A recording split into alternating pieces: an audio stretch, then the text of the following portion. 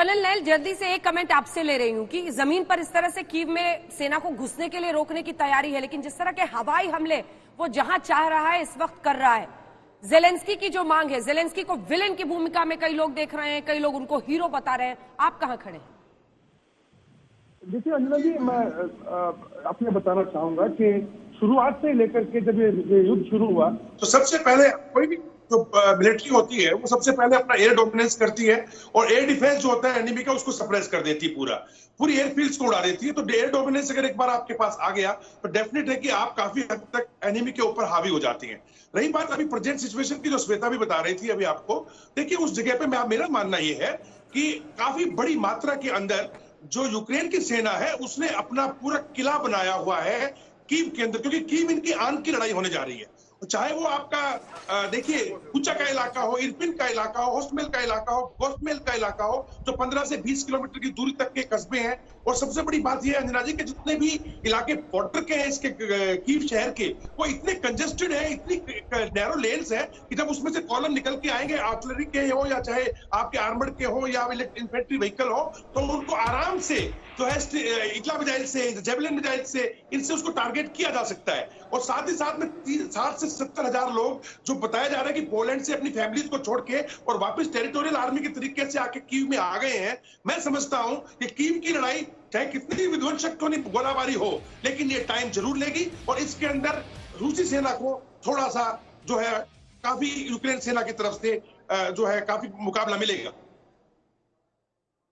Ukraine की तरफ से जो मुकाबला मिलेगा और वही जमीन पर भी दिख रहा है। लेकिन जल्दी से एक बार फिर से जनरल बख्शी आपके पास आते हुए, आप कह रहे हैं कि जेलेंस्की अपने पूरे देश को झोंक रहे हैं, लेकिन उनके पास विकल्प क्या है सर? क्या विकल्प है उनके पास? नहीं, विकल्प था। देखिए, अब जब नेटो ने उनको बिल्कुल पटक दिया है, अपने हाल पे छोड़ दिया है, क्या वो पहले नहीं कह सकते थे कि मैं तटस्थ रहूंगा? नेटो आया, ये देखिए पूरी दुनिया देख रही है। हम जरा अमेरिकन प्रोपेगेंडा ज्यादा बिल्कुल ना फॉलो करें, हुक लाइन एंड सिंकर। सारे शहर तबाह हो रहे हैं। देखिए, जहां तक उसकी प्रोग्रेस का सवाल है, मैक्सिमम प्रोग्रेस उसने साउथ में की है।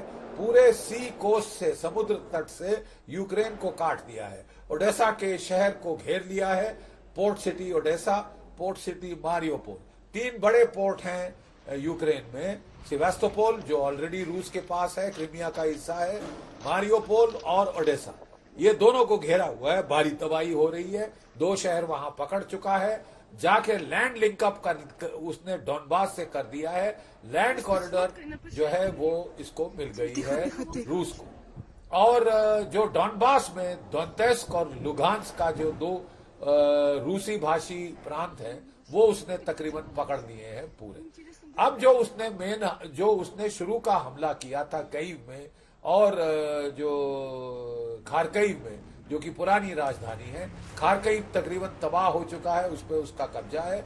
अब कीव की लड़ाई उसने आखिरी तक छोड़ के रखी हुई है। उसकी कुछ वजह हाथ है। पहले तो वो आतंक मचा रहा है, बमबारी कर रहा है ताकि सिविलियन आबादी वहां से निकल जाए और उसके ऊपर ये इल्जाम न लगे कि उसने हजारों सिविलियन का जेनोसाइड किया है।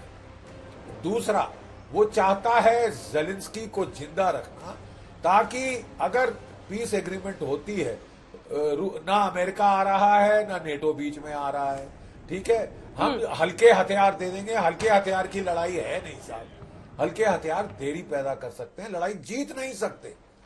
टैंकों की जहां लड़ाई हो रही है, Ukrainian T-56 tanks are no match to T-72, T-90। ये साहब देखिए, एक मिलिट्री एनालिस्ट की तरह हमको थोड़ा यथार्थ में बात करनी होगी ना। CNN ने ये बोला तो मैं भी उसको एको चेम्बर बन जाऊं? मैं आपको बता रहा हूं, एयर सुपीरियोरिटी यूक्रेन के पास है, फायर सुप्रीमेसी यूक्रेन के पास है, सॉरी, एयर सुपीरियोरिटी और फायर सुप्रीमेसी रशिया के पास है।